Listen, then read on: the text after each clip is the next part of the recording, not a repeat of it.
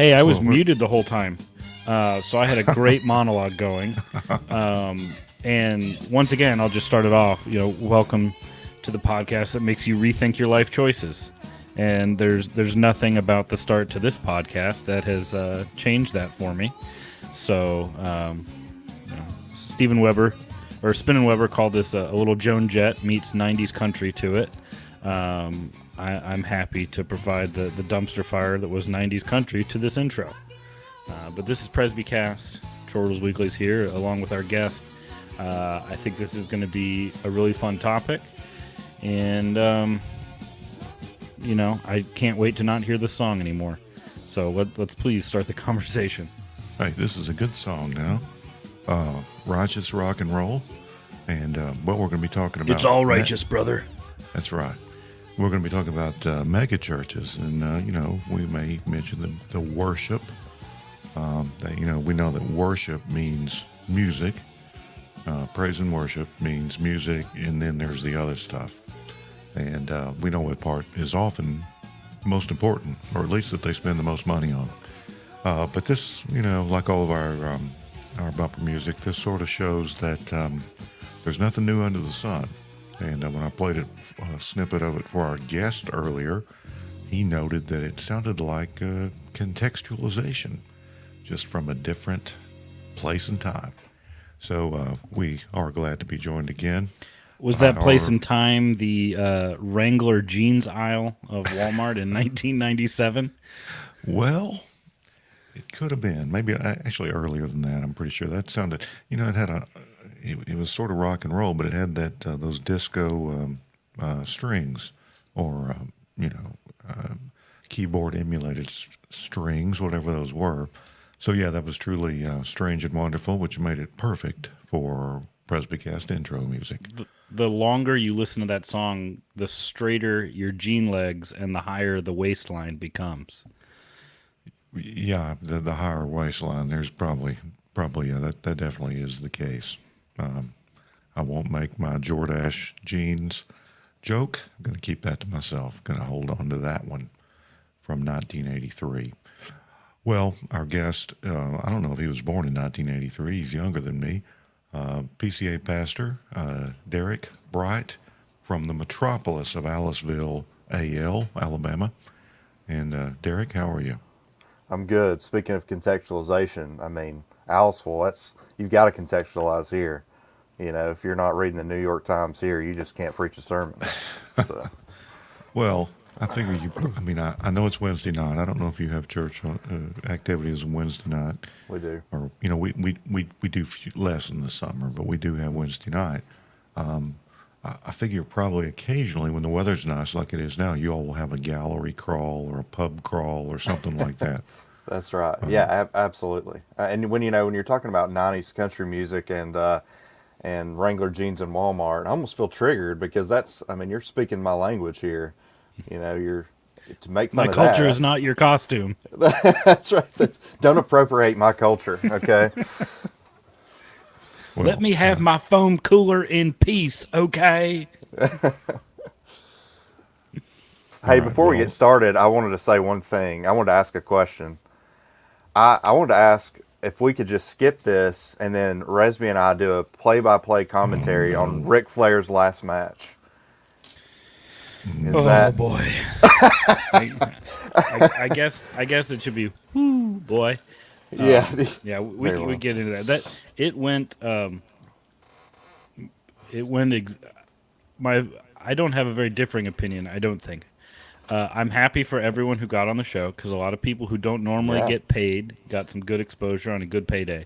Yeah. But the actual match itself that I watched went exactly as well as I thought it would, and that is not the compliment that it sounds like. I'll tell you one thing. He and of course I didn't expect anything less, but the guy, he loves to take a blade to the forehead, doesn't he?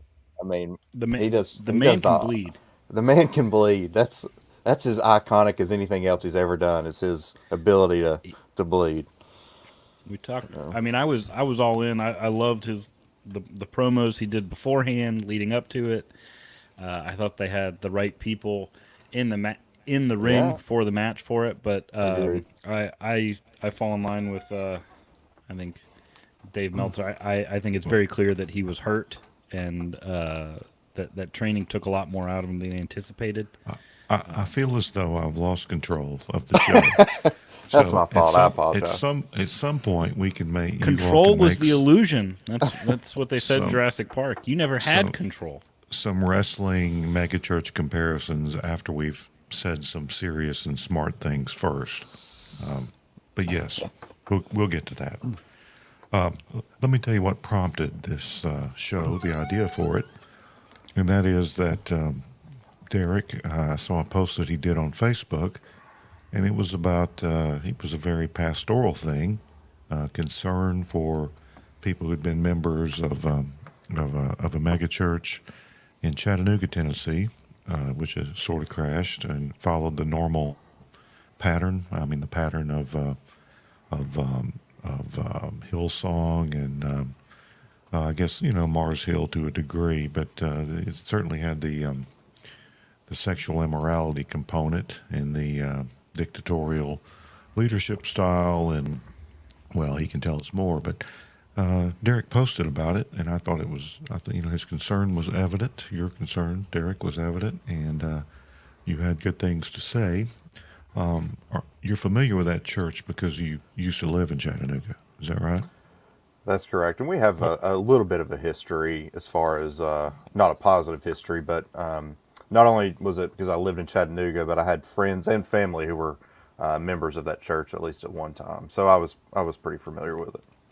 Okay, I didn't know that part, but that's good. We'll talk about that later. But anyway, I have watched. To be honest, I'll admit it. I got a Discovery Plus subscription just so I could watch Deadliest Catch. So as any normal man would. But so I thought, okay, we're going to do this show. I'll watch a little bit of this Hillsong Exposed, Hillsong, a Megachurch Exposed documentary. The first there's 3 episodes. First one was pretty good. It had a little bit of theological commentary, but then it just went downhill to focus on sex and episodes 2 and 3, and I didn't finish it. But anyway, I wouldn't recommend anybody go out of their way to watch that, but it's out there. It wasn't very helpful for the purposes of what we're going to talk about tonight, but that's sort of the ultimate megachurch at the moment, the Hillsong empire, and that's what everybody wants to be. That's what everybody sings. So it is relevant, and it is certainly the model, in more often than not, for these megachurches and these wannabe megachurches. But first, we should define megachurch in as much as we can. It's very modern. There's some research group that is sort of at some college, I think, and they've said that a megachurch is a church with 2,000 members or more, and they are often multi-site. And I mean that's a pretty good definition. But I think I've been in a little country, in a small town church that it was just like you took a megachurch and you boiled it and shrunk it down. They had the giving kiosks and the blacked out walls and windows and the stage. They were trying really hard to be a megachurch. So I'm going to call even the wannabe contemporary megachurches at this point. Yeah, I don't think you can discount multi-site, but I don't think you can discount ambitions to be multi-site as an indicating factor either. I mean, I've prior, on my authentic broken faith pilgrimage journey, we had a stopover in one of those churches, and they wanted very badly to be Elevation, Stephen Furtick's church, which I think is still going. It's been a while since he's been out of the news, but that multi-site, just the way it is about size, but it really is about the way that you carry yourself, or the way that the church is organized. Yeah, it's aspirational, as you say. Another thing, something that was interesting in the statistics I read, it said that like maybe 70% of megachurches, or was it 30? A good percentage of them are multi-site, and the average number of sites was like 7, and that's amazing. Now we've got a church that fits that description in Knoxville. They're the church with their own exit and rolling roadblocks for the 3 Sunday morning services. And sometimes I get caught in them, and my sanctification never. I haven't resorted to gestures yet, but my sanctification has never been improved. So I think about how do the pagans feel about this? On their way to fish or go to work, and they're caught in the megachurch rolling roadblock. Conducted by off-duty law enforcement officers who are getting paid, actually. So that's another question altogether. But, something that occurred to me, Derrick, I want to just jump ahead. It occurred to me that multi-service churches may have sort of made the world safe for megachurches, multi-site megachurches. Because, I've heard it said that if you've got 2 or 3 services, you've got 2 or 3 churches. And a lot of times they don't even worship the same way. They may all get the same sermon, but they don't get the same service, which sort of, that sort of perpetuates the whole idea of consumerism. The sermon is just it's the important content, and then the container around it that's infinitely changeable or malleable.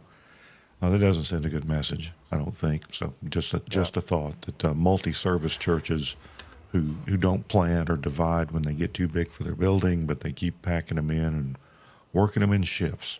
So what do you think about the definition of megachurch? How would you describe it to an alien or somebody? Yeah, I think, obviously I agree with the bare definition of, 2,000 people or whatever, but I think if you were to just drop an alien into America, or it's not just obviously America's problem, there are other places of the world, but, the things that would define, if you would say the marks of a megachurch, you're going to see not only a mass gathering of people, you're going to see I wouldn't even call it a CEO model. We'll talk about that in a minute probably, but you're going to have a strong single person type of leadership. Or couple. Yeah, or couple, that's right. Couple. Pastoral power couples. That's right. And there's going to be almost a board of, in fact, they'll just call it a board of directors sometimes. So it's that corporate mentality. So there's a shadow government of some kind. And typically the board of directors is not even members. They're not even members of the church usually. They're spread out across the country, other people who are mega church pastors. And I would say the worship also is something that's distinctive about mega churches or mega church wannabes. You're going to see, I wouldn't even call it contemporary worship. It's something even beyond that. It almost becomes, instead of it being worship, it's an event, whether it's a play or.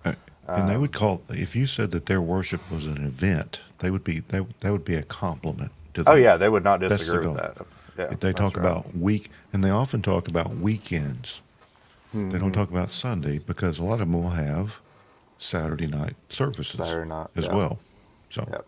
When I was living in Atlanta for a brief period, there was a one of those mega churches, and it might have been Southern Baptist, but probably non-denominational, and they had police, off-duty cops directing the traffic, but they had a big billboard that said, had pictures of kids playing baseball, and it said, "We now offer services on Saturday night so you don't miss the important things."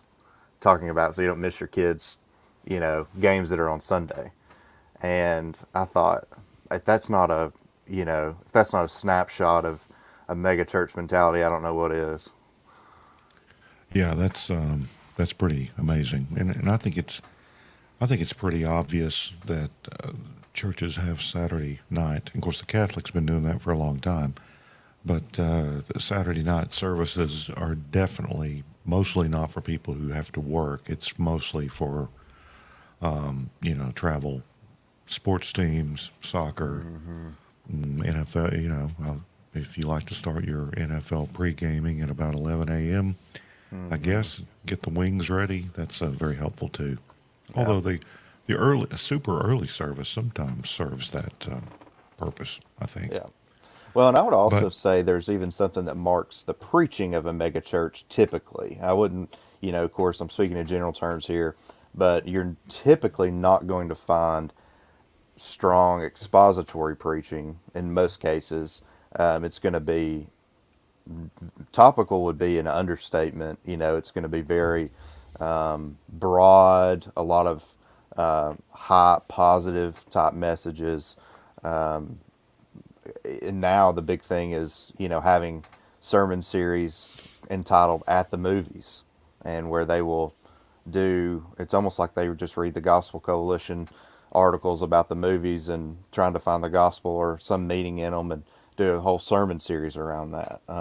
So anyways, it's very thematic in that respect. well, and you mentioned earlier non-denominational. Many are, but some are not. Some started as Southern. I think a fair number started as Southern Baptist churches, and really outgrew the brand, and some of them disaffiliate, or they're technically like up in, the last time I checked a year or two ago, Elevation was still an SBC church. Saddleback, I guess, and that's one of the ultimate examples. Saddleback's still SBC for the moment. Of course, Willow Creek is a huge non-denominational example. There are a few mainline megachurches, not many. There are a few liberal ones, and many of them are prosperity gospel. I should drop in this tidbit I found doing research. There is a megachurch in South Korea that supposedly has 830,000 members. Is that the Moonies? No, not. This is some sort of Protestant or evangelical church. So, yeah, that would seem a little excessive. I don't want to be negative, but I think that maybe might be too many to manage. So, typically non-denominational, but again, not always. There are some Christian churches, Disciples of Christ, mega churches, a few United Methodist churches in that camp. Probably because I think one of the big, I can't remember the name. There's a big PCUSA church in the Dallas area that became ECO or EPC. So there are even, some mega churches in that sort of, I hate the word space, that space in between NAPARC and the main line.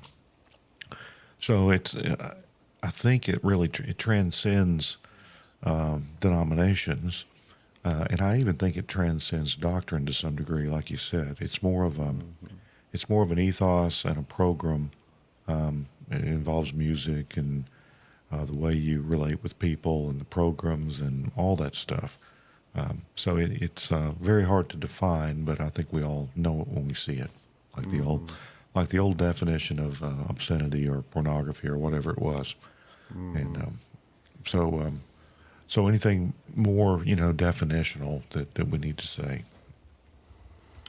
No, I think that's probably accurate for enough for now. Once we get into more particulars, well, a lot of those things will come out. It generally, years ago, I sort of made this as a throwaway line, not having done any research. But of course, I went to this academic institution called Wikipedia, and they say that the first megachurch is the same one I said, and that's the Metropolitan Tabernacle in London, pastored by one C.H. Spurgeon. And I think that makes sense. Spurgeon was mostly positive, and he decried a lot of the things that would later come to, characterize a megachurch. But he was sort of a showman. He could be a clown and a comedian. And, there was a decided whether he meant for it to be that or not. He was an event. He was an attraction. And, so. At some point, it becomes a preaching point and not an actual, pastoral ministry. And I know Spurgeon did some pastoral ministry. I'm not saying he didn't, but at some point, you can't. No one man can, effectively shepherd, 10,000 people.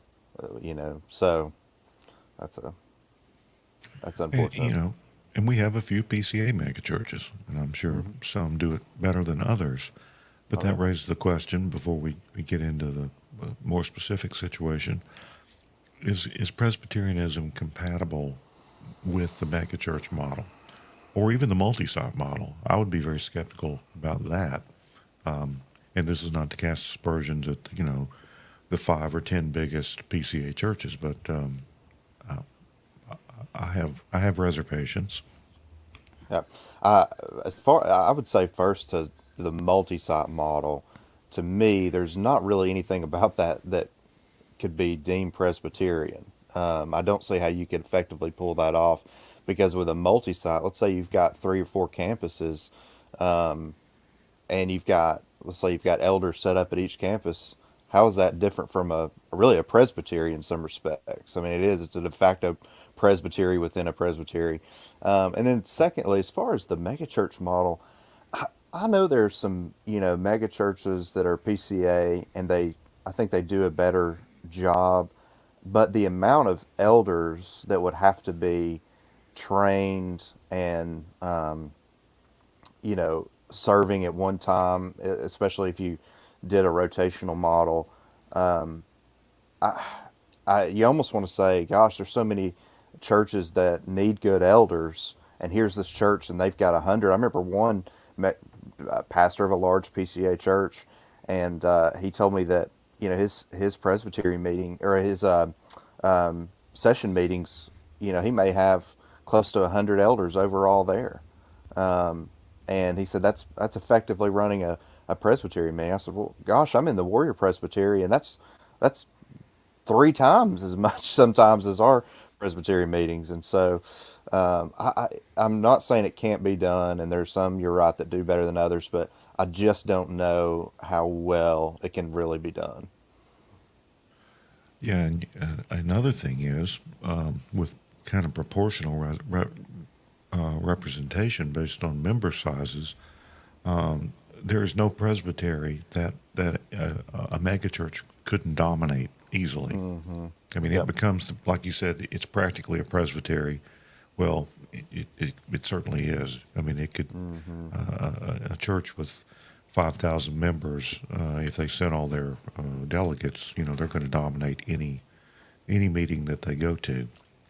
So yeah, I think it presents all sorts of problems for It's hard to Presbyterianism. discipline a church like that too, for a number of reasons. But if there were a discipline issue, first of all, if they've got multiple campuses, is there even any real communication happening about all these different issues? How does the senior pastor, if you will, know about what's happening in their third campus, and issues that he may need to address that the presbytery knows? But not only that, if they're the biggest show in town, if they're the biggest church on the block, they do something, they get sideways in any way.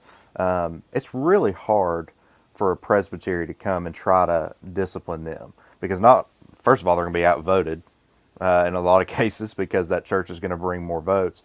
But two, they're going to have, just by way of influence, nobody wants to, try to tackle that big machine.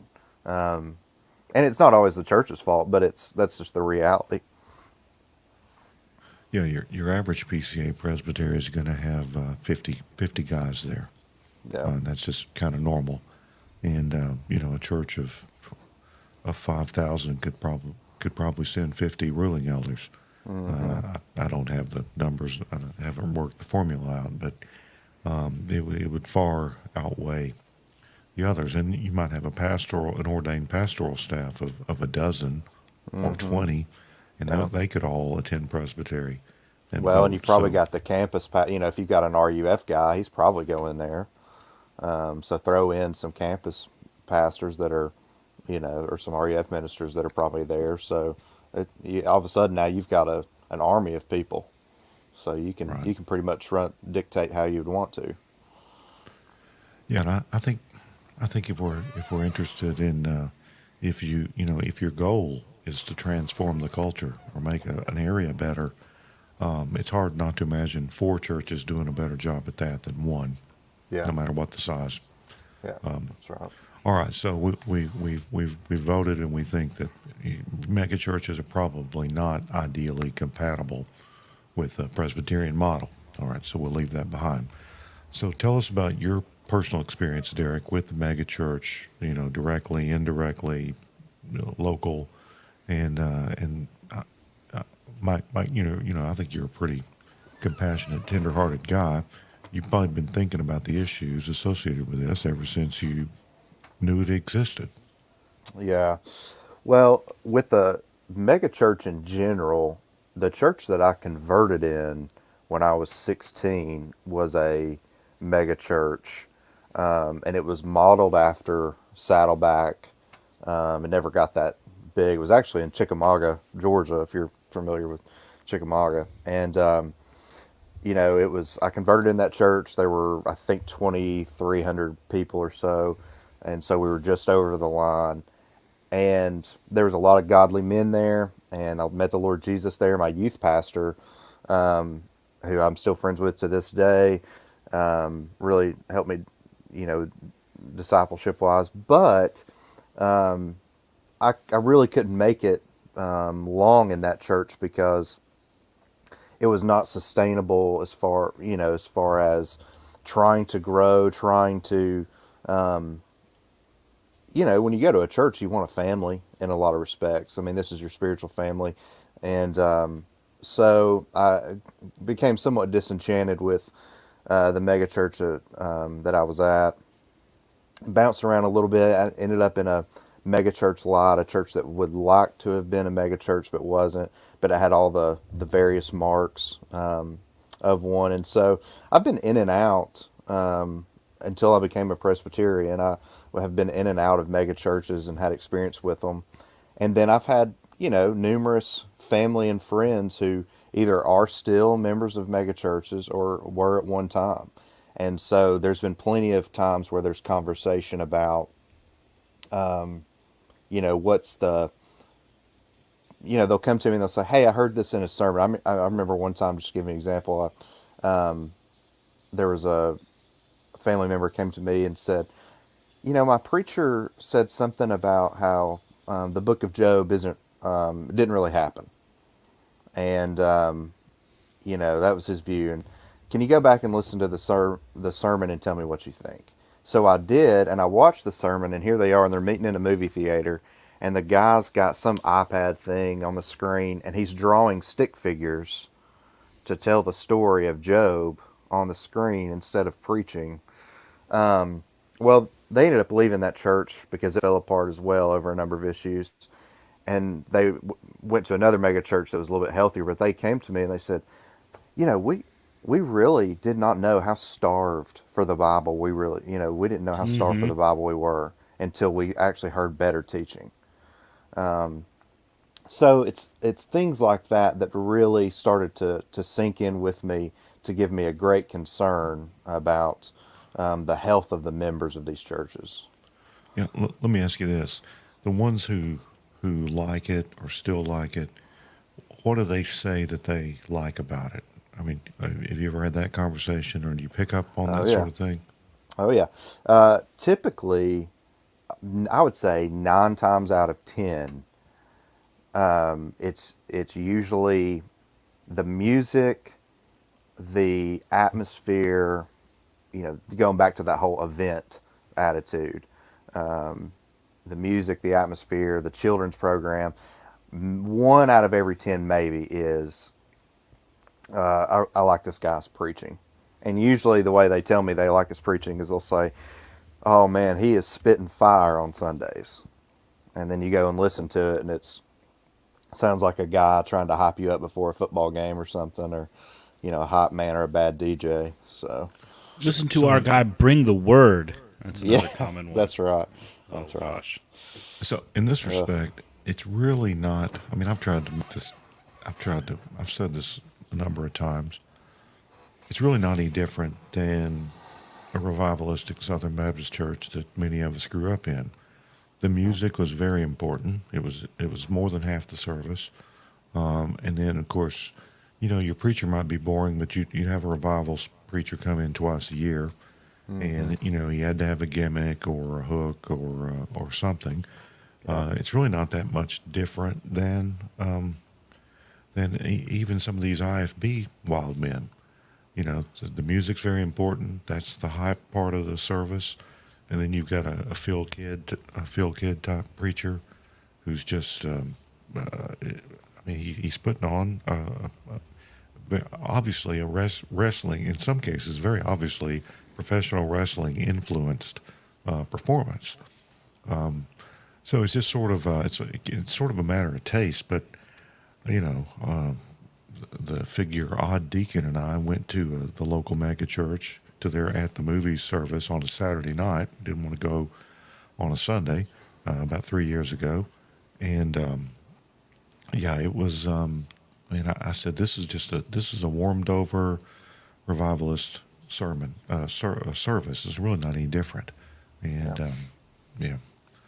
So, Well, and now, and a lot of mega churches will even, rather than preaching the gospel or every Sunday, what they'll do is they'll position special events or special guest speakers and say, well, come on this day and bring a friend who needs to hear the gospel. On this day it's going to be very evangelistic, not in the sense of the way Martin Lloyd-Jones used to do things, not altogether different, I guess, but like there's a mega church in Atlanta right now that this Sunday they're going to have Herschel Walker preaching, and so he's encouraged his church to wear Georgia jerseys. Everybody wear a Georgia jersey and bring a friend that needs to hear about Jesus. And that's we're talking Amy Semple McPherson level of stunts and performance to get people in. Yeah, it's I remember a revival when I was probably in middle school or something like that, and the evangelist, who'd probably only been converted for a few years, in his sordid past, he had done many things, but one of them was to race sports cars. So I remember going up to him. I wanted to know what sort of cars he had driven. I wasn't asking him about the gospel or what I should do, and I remember the uncomfortable look on his face, and I thought, well, he's either uncomfortable because he doesn't really want to talk about something silly like this, or maybe he just made the whole thing up. Because we all know that, you grow up hearing these preacher stories, and a lot of them aren't true. So that's my tip for preachers. Don't tell untrue preacher stories. Always tell the truth, because people remember that stuff. They do. That's bonus content. So you've got friends, relatives, neighbors who go to mega churches. Why do they leave the country churches or the local churches or the smaller churches, do you think? I mean, I know there's been research done on that, but I think probably for every 3,000 member mega church that pops up, there are 8 or 10 little evangelical churches that fold. Because those people, most of them aren't new converts. I mean, some are, obviously, but I don't think all of them. Yeah. Well, I think there's probably various reasons, but if you think about your typical mega church, it almost becomes a one-stop shop for everything, because your social life is had there, even down to the fact that they probably have a coffee shop of some kind in their church. Holy grounds. Holy grounds. That's right. Hebrews, right? Oh, I haven't heard that one. And it's usually said for beer, but it still applies to coffee. But and so it becomes this. Well, all my friends, whether I went to college here or whatever, they all go here. Their kids go there, and I want to go where all my friends are, and I want to go where they've got a million different opportunities for me to, to do something or go to something. So it really becomes a social setting more than anything. I think that's a big appeal. because you get almost thrown into this community or this neighborhood, if you will, of people, and I think also when you're in a mega church, for people who like to disappear and they don't want somebody to really get to know them, it's easy to do it there. All right, so something. One of the things I've noticed about megachurches is, well, and this is the definition of evangelicalism, and it's why a lot of us are in Reformed churches now. Evangelicalism is built on, it's predicated on constant change. Everything changes every few years in some cases. I went to the website of my local megachurch, which has 7, 8 sites. I'm thinking COVID was hard on them because their staff has had almost 100% turnover. People that were, in the family, they're not there anymore. You can't find the staff page anymore easily. They don't have near as many people as they used to, and their governance structure is completely opaque. Now, I'm sure you learned something of course, the new members classes are always called next steps. You Yeah. can count on that. That's like, Oh, yeah, it's like for it sure. has to be. I've seen hundreds of churches with that, and not just mega churches, but that's what it's called now. And but boy, you can't learn much about.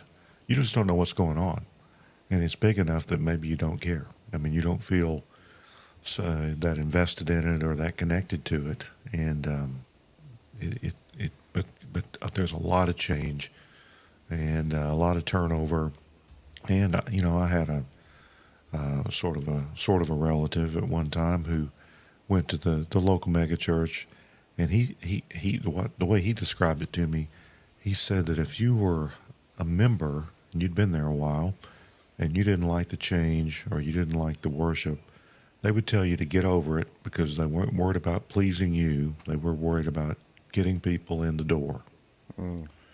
And that they understand, and that it's just understood that they have about as many going out the back door at any given time as coming in the front door. Yep. Massive turnover, massive change in the staff. Usually not at the top. That's dramatic when the big man moves on. But anything short of him can change constantly. That's just that's got to be a difficult thing. Or there may be people that work in environments like that. It just seems normal. I don't know. Well, we live in a day and age, especially with the rapid growth of technology, go all the time, and we want videos and tweets that are short in nature. We don't want to spend a great amount of time dedicated to any one thing. Well, in a mega church like that, things are always, like you said, always changing, but it's keeping up with the culture. It's keeping up with the fast pace of life. There's really a loss of the sense of rest on the Lord's Day for a lot of those people. The idea of going and slowing down, resting, that's foreign to most of them. And so really they're just getting sucked into what they already do Monday through Saturday. All right, something else we should have said. Many mega churches are associated with the prosperity gospel, which is often no gospel at all. And some just to a small degree. Some are whole hog on the word faith movement. And one of the articles I read about megachurches says that they are primarily charismatic and Pentecostal. I'm not sure if that's true, but that's certainly a good chunk of it. And of course, charismatic, Pentecostal, and word faith prosperity gospel. That's a Venn diagram that looks like a circle, usually. But there is that element, and even if the church is not charismatic or Pentecostal, generally their worship will look like it. Because I think contemporary worship is in many cases just charismatic influenced worship. Pretty much something from the West Coast, 60s, 70s, 80s, and yeah. So there is that dimension that we don't want to leave out. All right. So tell us about the crash and aftermath of this very well, it may be very typical in some ways church in Chattanooga. I was on my way to a Presbyterian meeting once, and from the highway, of course, in Chattanooga, there's 8 ways to get anywhere, and you can't get anywhere from here. That's true. But so I can't say where I was, and this is a multi-site church, so who knows which location it was. But there, in a shopping center, or maybe it was a repurposed shopping center, was a church called Venue Church. That's probably the weirdest, most appropriate, inappropriate church name I've ever seen. I mean, what's the next one? Location Church. I don't know what. The name of the church is Venue, and when I looked at it, because I think it sort of even had the orange color scheme, which is the elevation color scheme. So it very much looked like something patterned after the Perry Stone thing or Stephen Furtick's elevation. And I read some history. I don't remember where the guy came from, but tell us about Venue Church and what happened and what's happening now as a result. Yeah. So they were originally, I believe, Taverner Smith, that's the name of the pastor. He was a member, I believe, of Ron Carpenter's church, which I think is somewhere in South Carolina. And Ron Carpenter sent him out. And according to Taverner, the reason they picked Chattanooga was, there's been studies done that said, Chattanooga was the most Bible-minded city or the most churched city in America.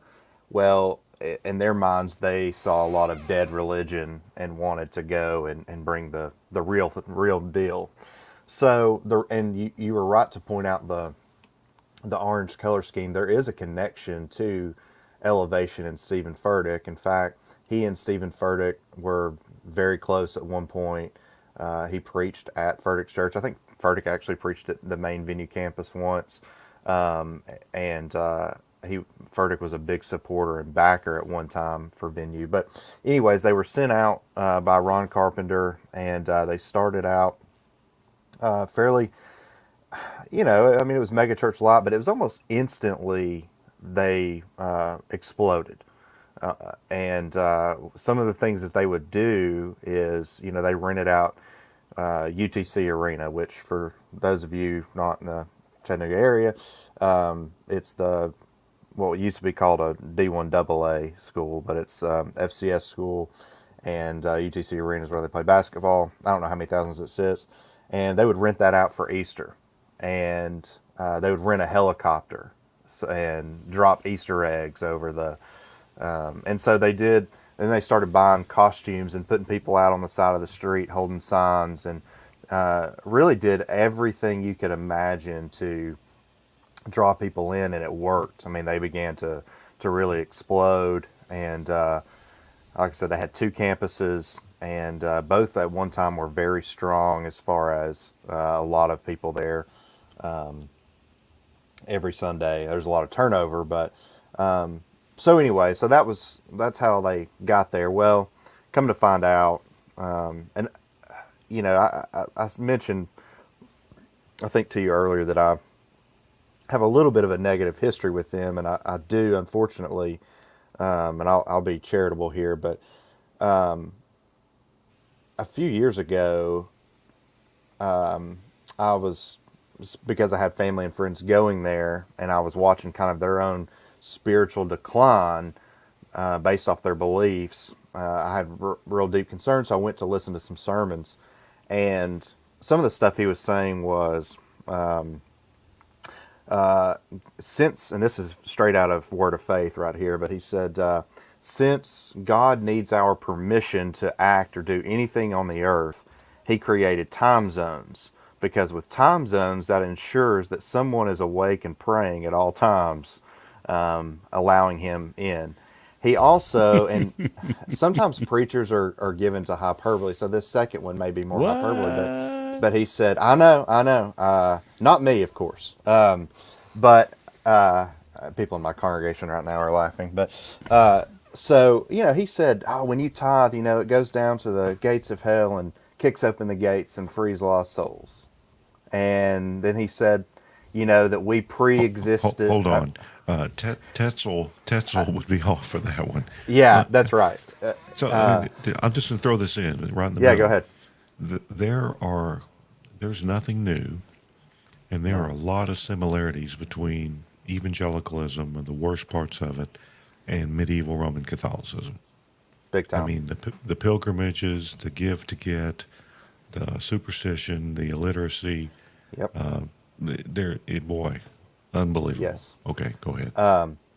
So, and then I'll just give you one more example of his preaching. But he preached one time, and in fact, Chris Roseborough, Fighting for the Faith, he's done a few programs on Tavener, but Tavener preached that we existed spiritually in heaven prior to our being born on the earth, and God, in order to accomplish, he had needs, and so he sent us into our physical bodies.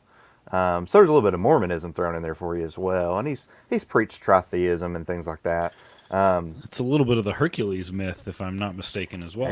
Yeah, that's right. So The James Woods one, not the original ancient one. I prefer to go back to the sources there. Yeah, yeah, I had Fontes with Hercules, right? So I originally wrote an email and a letter to their leadership asking, I had time marks asking questions about their doctrine, telling them I was concerned. Of course, I didn't get a response, and I didn't expect to. Well, then one day I went out, and this is a few years ago, I went out to where they were stationed outside of Chick-fil-A, and a friend of mine went with me, and we began to ask questions. Come to find out these people were on staff, and I said, tell me about what y'all believe. Tell me about what, and they really couldn't tell me anything. Well, another man, a pastor on staff, came up, and he was very aggressive, and we got into a discussion about things that Tavener had said, and he said, this is basically part of the reason that we protect him, and he's not allowed to speak to anyone. We keep him flying all over the country to preach, and he doesn't, do appearance, like he doesn't visit people, and he doesn't talk to visitors, and you can't just walk in the church and talk to the guy. And so we left there, and I said, man, this is a train wreck. This is you can see this one from miles away. Well, anyways, fast forward, the guy, there was already rumors about how he was handling money because he was wearing shoes that cost astronomical amounts, preachers and sneakers kind of thing. And he ended up having an affair.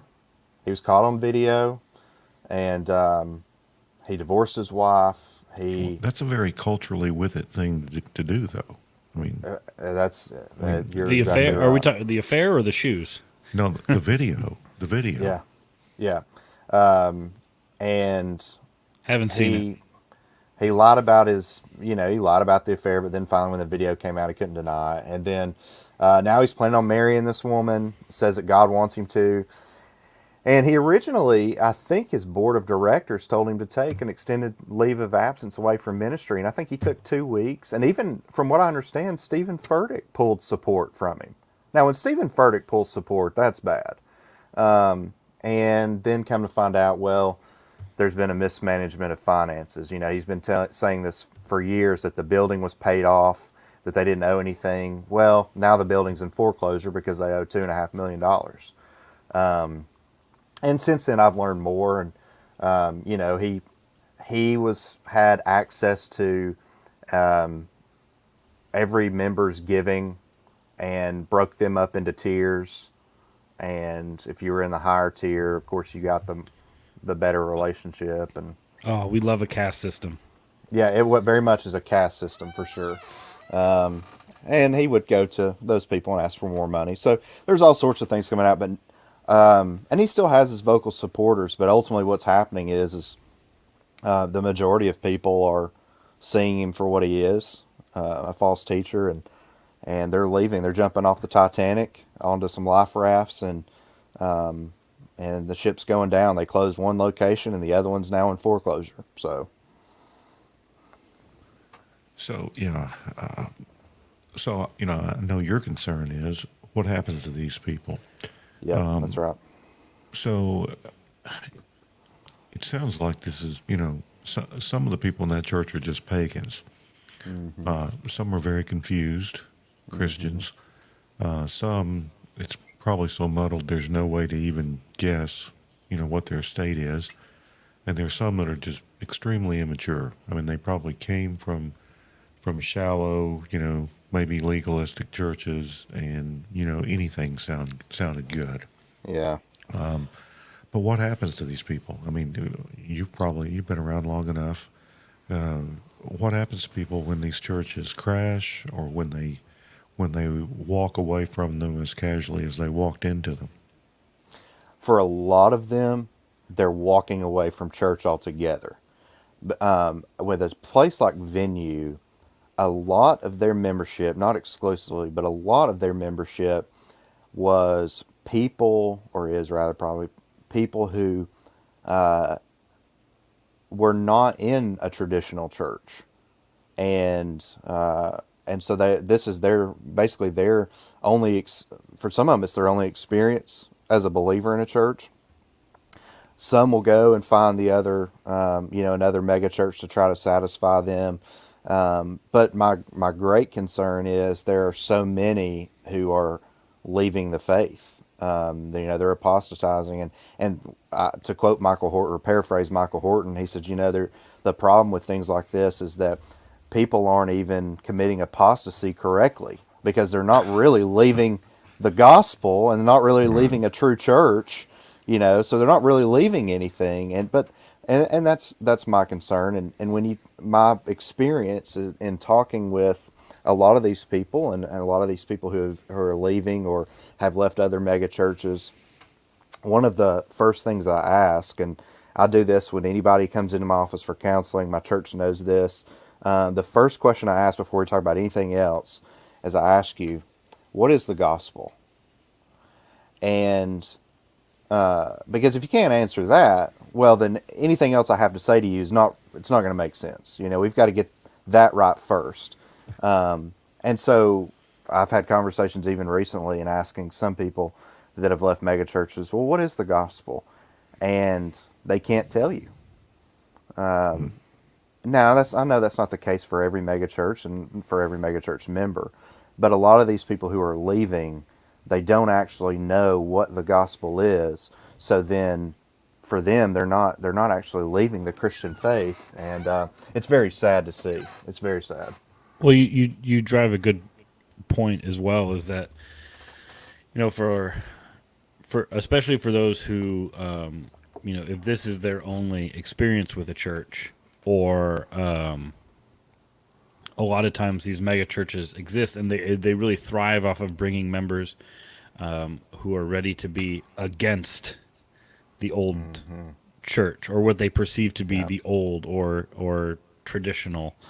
And I know that there's a better word for it that eludes me, but it's very much it's a serotonin hit, because once that, like, yeah, I'm against that, but once that wears off, and Chris Roseborough, who I have not listened to in a long time, it was sort of one of those like drag cigarette, like, I haven't heard that name in many years.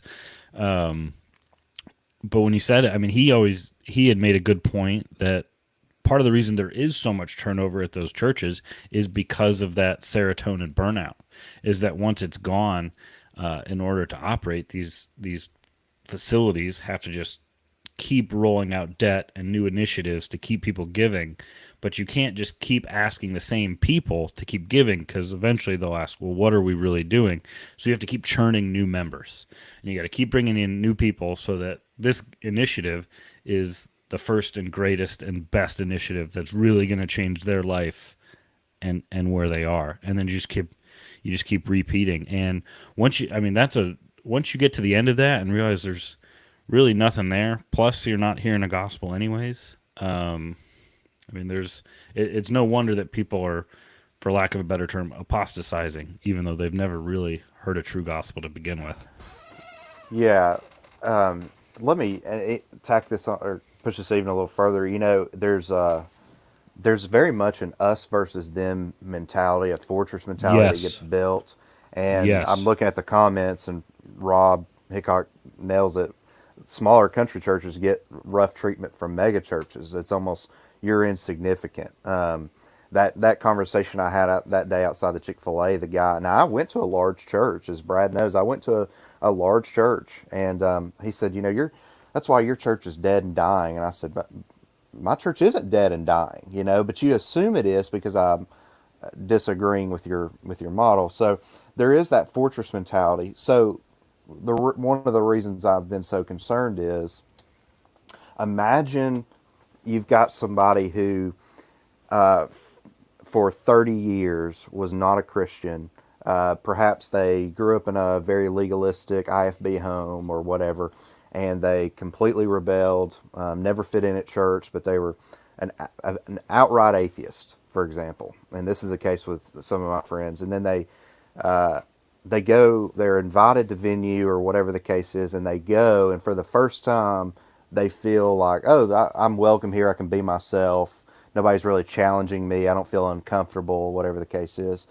And then the one pastor that they have trusted and maybe they converted under his ministry, well, now he's had an affair. Oh, he's been taking money. Oh, it's, you know, there's all these different things going on.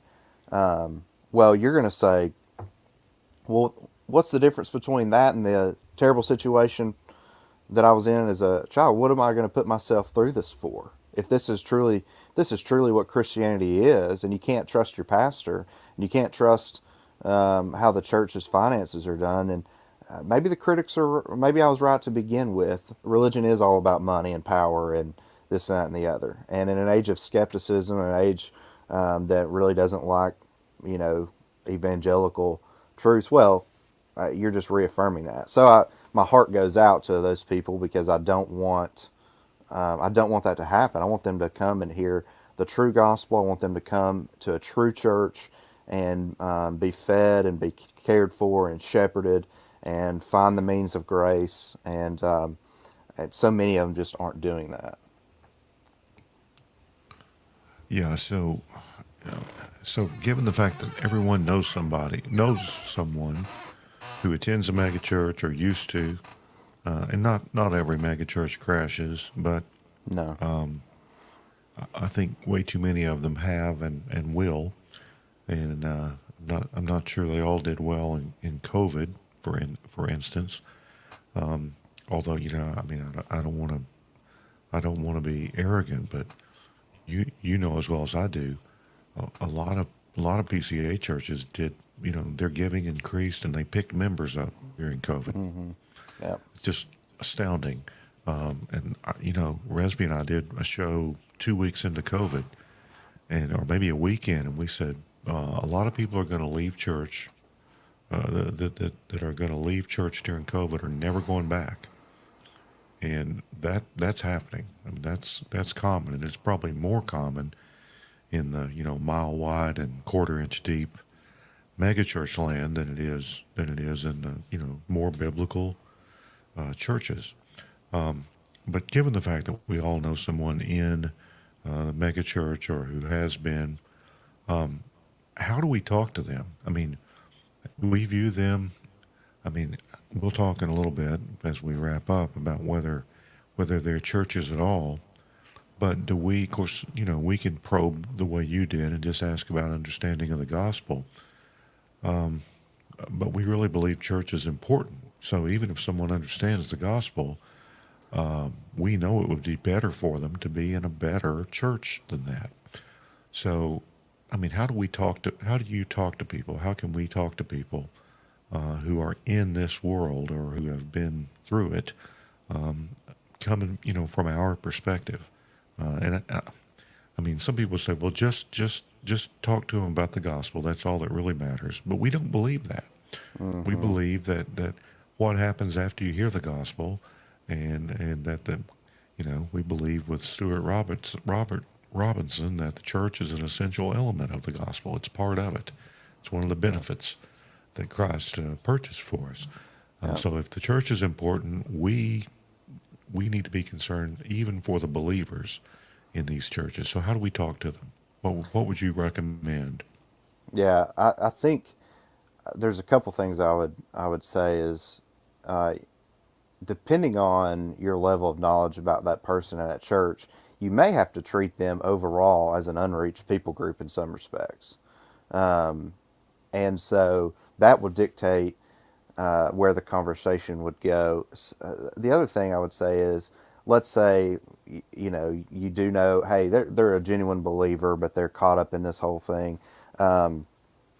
You almost you've got to realize that when you begin to speak with them about, and I love the more Socratic asking questions model, but when you begin to talk to them about these things, you've got to keep in mind that it's almost like speaking a foreign language to these Yeah, people. you're going to get the confused dog look. That's right. So Absolutely. you have to take it slow. You can't just immerse them into all of a sudden, well, here's what a Reformed church looks like and here's everything we do. But you probably need to find one topic at a time, maybe one topic per couple of conversations, and drop the truth in there and explain it to them, but you've got to take it slow. I think the two dangers that some people get in these conversations is, one is they have the mentality, well, I'm just glad this person's in church, and I don't think I'll ever be able to convince them. That's not a good mentality to have. And then the other danger is trying to give them too much information at one time. So my encouragement is, every situation is different, but again, it's like they're hearing a different language for the first time. They don't know all the definitions. They don't know all those things. So you really need to start at the most basic level. You don't need to use all the typical terms that we're all so used to, our normal Reformed lingo, but you need to begin explaining to them the necessity of, the Lord's Supper, the necessity of having a pastor who can visit you in the hospital. And that's one of the things I even mentioned on my Facebook post was, when was the last time Taverner ever visited you in the hospital? I know some big churches, it's hard for the pastor to get around, but when's the last time you had an elder come visit you or do an in-home visit? And then if they say, well, never, and you think, well, and you respond to them, well, wait a minute, but that's part of their job. How are you being shepherded? How are you being cared for? If that man isn't ever in your home, isn't ever by your side, doesn't ever come, check on you or call you, you're not really being cared for by a pastor. Maybe that's the string you begin to pull. So anyways, I don't know if that's helpful, but you got to find one thing at a time, and begin to show them a better way and begin showing them the needs that they don't realize that they have. Yeah, You can see even needs for that. Unfortunately, I think there are a lot of confessional Presbyterians who have never had a pastoral home visit, or who have never sat and spoken with their pastor, other than saying hello and the common pleasantries on a Sunday. That's not me making a wider accusation Sure. than just the statement itself, but it is something where you can easily forget just how long it's been since the last time. When was the last time you sat and just shared a meal with your pastor, in a specifically conversational way. The first time it had happened for us in many, many years, my wife looked at me and was just like, I didn't even realize what we had been missing just by not having, home visits and a, dare I say it, a personal relationship with your pastor, to where he knows who you are and some of the basic goings on and what your struggles are. I mean, I don't think you can overstate how, again, dare I say, impactful, Chortle's favorite word there, just how much impact that can have to sit and to be cared for by a shepherd actually shepherding. Yeah. And the reality is that, you know, like you just said, that um, these people, they don't know that they need these things. In many cases, they don't know that they've never had them before. But what you will find is some people who are a part of a mega church that used to be part of a smaller, maybe more traditional style church, and you ask them maybe what they miss about their old church, they'll tell you, I really wish I used to know my pastor and I don't know this guy. Or they'll say, I loved my Sunday school class. We were very close and would go out to eat. And this church doesn't have Sunday school. And so again, you've got to identify that need and begin to work that in. Yeah, yeah. Well, That I mean, and as many would say, if you don't, if you ever say the phrase "I don't know this guy," talking about your pastor, you don't actually have a pastor. Yeah. At that point, is you're attending a show and paying your admission to the tithe bucket. I think we shouldn't underestimate the attraction of being able to be at a huge church like that. And, you get a divorce, that's probably not a big deal. Just update your contact info with the welcome team. Make sure they, get the names changed and all that. I'm sure there are a lot of, cohabiting couples, things like that. It's not really a problem, in a 5,000 member church, or if it's not discovered, I'm sure most people wouldn't be thrilled with it. But so you were talking about people leaving a little church. Sometimes, they may not tell you, but they left because they could do things, and they're leaving some stuff behind, or getting some stuff behind them in these bigger churches. But that's something for a that's pastoral counseling. So one thing I think is that the mega church model, the contemporary church model, is so different from the churches that many of us have. We can either use that, I think maybe, and it can be a selling point, because when someone walks in, our churches are likely to be different than anything they've ever been in. And maybe not immediately comprehensible in every way, maybe not user-friendly in every way, but I don't know if that's a bad thing. I'm sure in the first century, people who walked into the Christian assemblies didn't know what to make of it. But I think we lose our nerve, and some of the edges that we round off, the concessions to culture and taste that we make, or sometimes because we know how weird we are.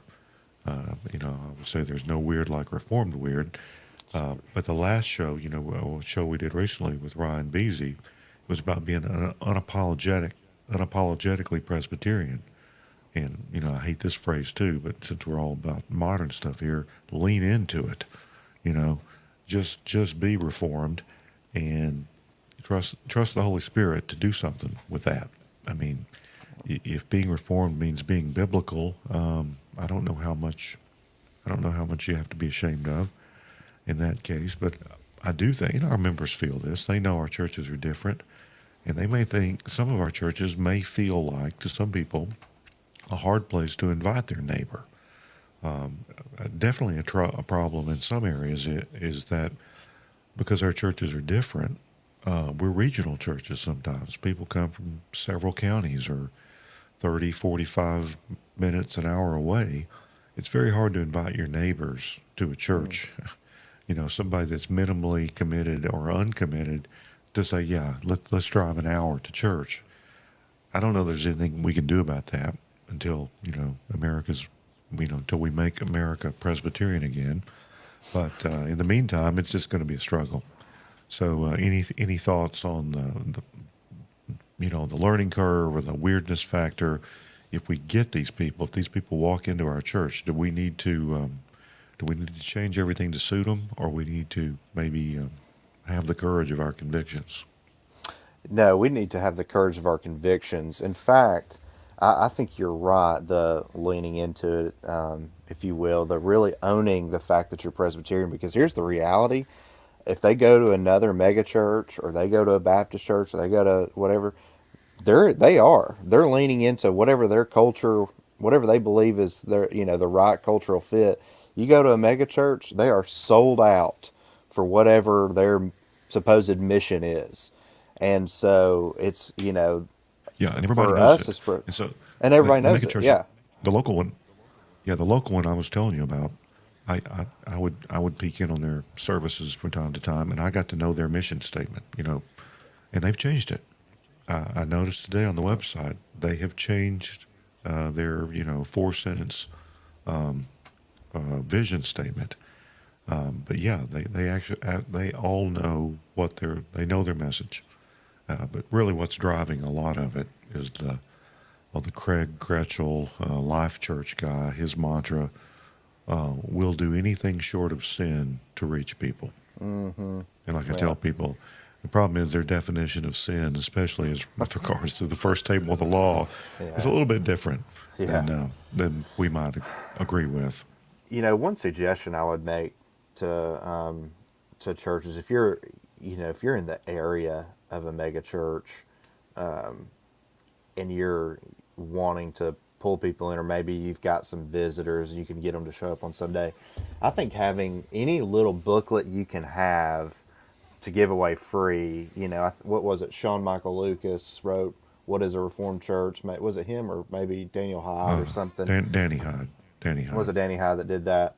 And so, you know, something small that you can put in somebody's hands, because they're going to walk out of there and they're going, okay, I just drank from a fire hose. I went from a church that barely had any scripture in the service whatsoever to, okay, now we've got, why did you have this confession of sin? Why did we read the Old and New Testament? Why did we read the law? Why did we have a 45-minute or 30-minute or however long exposition of the text? I mean, I'm trying to take all this in.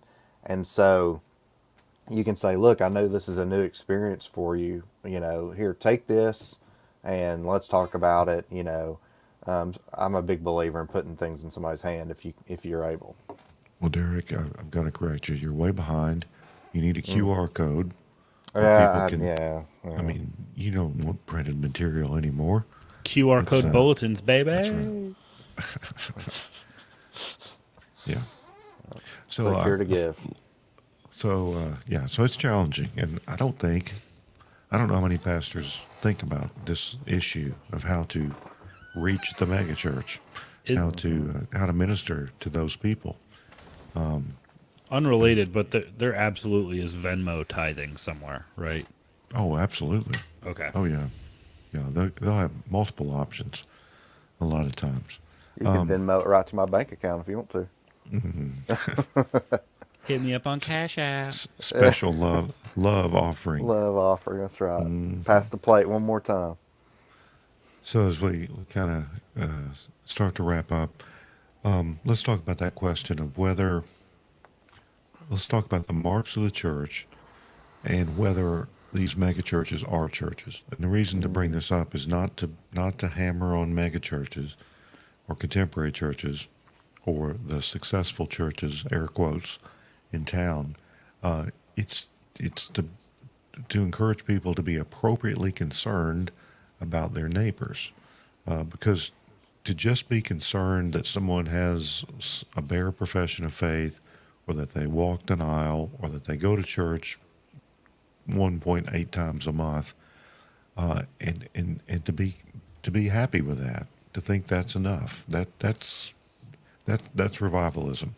To be satisfied with that level of spiritual maturity and growth. And church really is important. It's life or death. We believe that Absolutely. ordinarily there's no salvation outside of the church. That's right. So if these aren't churches, we have good reason to be concerned for most of the people in them. There are Christians there, but it could be in spite of what's going on, not because of it. So you can't answer this question universally. But more often than not, are these true churches by our definition, by the Reformed definition of what a church is?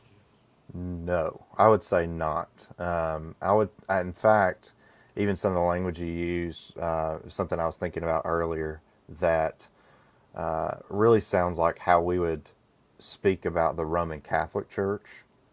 Calvin, book 4, chapter 2, I believe, of the Institutes, talks about how there are vestiges or traces of the true church in Rome, and so that they may be a corrupt church or they may even be a false church, but there are still some traces there that we can identify. And I think we have to take that approach with the majority of megachurches or the megachurch phenomenon as a whole. There may be traces of a church there. There's certainly Christians in there, but we need to begin to recognize that they, more often than not, are not getting they're not getting the word. They're not getting the sacraments properly. Discipline is not there. So if you were to take the four, Calvin's marks, word, prayer, sacrament, and discipline, I believe that was Calvin, right? You take that and you go, wait a minute, most of these churches are failing all four of those. So what do they have? Well, they may have Trinitarian baptism, but even how the baptisms are done, sometimes I would say, I wouldn't even call them irregular. I mean, everybody baptizes everybody. Everybody baptizes everybody, and some you of can them you baptize could your even kids, or the youth, the female children's pastor, and baptizes the children. yeah. Female preaching is not all that common in megachurches, but female pastors, females with that title, they're very common. And think about even how some of these churches are doing the Lord's Supper. I remember one church in particular, it was the same stick figure church, but they would have communion. What they would do is set it outside. They were met in a movie theater, and instead of passing the elements or anything like that, the guy would pray to close the service, and he'd say, "On your way out, there's a table there. Take communion on your way out the door." So there you are, walking by, and people are buying popcorn and this, that, and the other, and you're picking up a little cup and cracker and eating it and drinking it. So, well, that's not administering the that's table. That's worse than no sacraments. That's worse than no sacrament. You're abusing it, and so you've got a blasphemous view of the supper in its own right. You've got irregular baptisms at best most of the time, but sometimes you would say they're not even proper baptisms. You don't have any discipline most of the time, and preaching is suspect. And so you could say, well, there are traces here, but they're, typically you'd say, I think, well, these are the exception and not the rule. The general rule would be these are not really true churches. All right. So, do you think our home mission board anytime soon will start a mission to the megachurch? No, I doubt that very seriously. So, but I do think it needs to be. I think it needs to be a category of evangelism. Here's a little bit of irony for you. I actually heard a sermon one time by a megachurch pastor, John MacArthur, on John chapter 6, and he talked about how he felt like there was a new category of evangelism, and it was reaching the reached. And so I almost feel like we need to. I don't almost feel this way. I do feel this way. We need to have in our minds a category of evangelism with these large megachurch members. Most of them don't know. They're so Bible illiterate most of the time that you really are evangelizing them in most cases. So I think, I would say that even though it's not going to get the financial backing or a strategic plan of some kind, I think every pastor needs to have a strategy of his own in his back pocket. Well, it's a brave new world, as they say. Yeah. One final thought, something as I was thinking about this in the last couple of days, it occurred to me a snatch of a Bob Dylan song lyric came to me, and here's what it is. Megachurches are often microcosms of society. Most or many contain some Christians in there. There are Christians in there, and they do some Christian things. But they're so saturated with worldliness that they can, to quote Bob Dylan, contain multitudes. And I contain multitudes is a Bob Dylan song. I don't remember what it sounds like, but I really thought it was from Walt Whitman, to be honest. But it was Bob Dylan. So, yeah, I think they are a microcosm of the world, and they've got a little bit of everything in there. I mean, our churches should be diverse, but our doctrine and practice should not be. We should not be diluting and changing and ignoring and syncretizing until we look very much like the world. And yeah, we're a refuge from the world, and we're an outpost in the world, and hopefully we're something of a foretaste of a better world. But that's easier said than done. It is.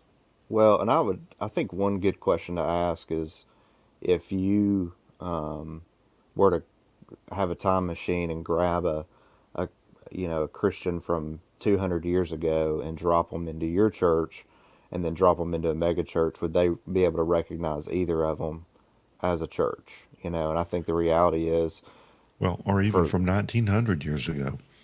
yeah, that's exactly right. And so I don't think that's the case. I mean, and I know we're wrapping up, so I'm not going to talk about this very long, but there's a church I saw in Vegas one time that they're at the movie series. One Sunday it was Jurassic Park, so they went and bought a replica Jeep from the movie. They had the gate, real life size gate. They had people dressed up in raptor costumes, Oh, and I they saw acted out that the in scene. Greenville when I was down for the Wow. the first GRN conference, I believe it was. Hmm. Driving around Greenville, there was a little mid-sized would-be megachurch, and they had the Jurassic Park My vehicle. goodness. Yeah, so Well, I somebody's making mean, good money on that. I was probably a Greenville grad that pastored that church, I'm sure, right? No, no doubt. So, but so you go and grab a Christian from any other era and drop him into that church and say, hey, this is church in 2022. Would he be able to recognize it? Well, of course not. And I think that's because true churches still have the true marks, and they culturally may look different at times, but they've still got the word being preached. They've got the sacraments. They've got discipline. They've got the same form, even though circumstances may be slightly different. And these churches don't have the form. All right. Well, is anything you want to say that you haven't said to wrap up? I would just say that, if you by any chance caught this or you're sent this, and you're caught in a mega church or you're leaving a mega church or anything like that, I'd be more than happy to speak with you more about it and give you some helpful information and counsel you if you're dealing with something. I'd be more than happy to help. But my encouragement is twofold. One, if you're a person who's in a church like that or leaving one, go find an ordinary church. Don't look for the show, but find an ordinary church. And then secondly, I would say to all my Reformed brethren out there, be maybe more conscious than ever of the need to evangelize and reach out to these people and snatch them, like Jude says, snatch them as brands from the burning. So, All right. Well, I can't improve on that. So I think this has been helpful, and we have a goodly number of live viewers. So the interest in this topic is higher than I expected. But I should have known, bringing a celebrity pastor such as you on, I should have expected this effect. I had some church members watching, and they texted me and they said they were asking about the music, and so Well, they're going to hear some more in about a minute. It's meant to make a point, but it's also meant to entertain, and we actually like some of it. So it's our gimmick. We're not a church. We're not even a ministry. It's just We're just pitiful. yes, we're just talking with all of our rowdy friends, and we have friends in low places too, even as low as Aliceville, Alabama. amen. All right, so thank you, Derrick and Resby. You know what to do. Yeah, thanks everybody for listening.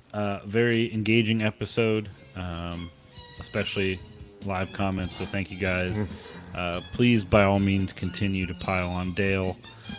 We not only are not against it, we endorse it.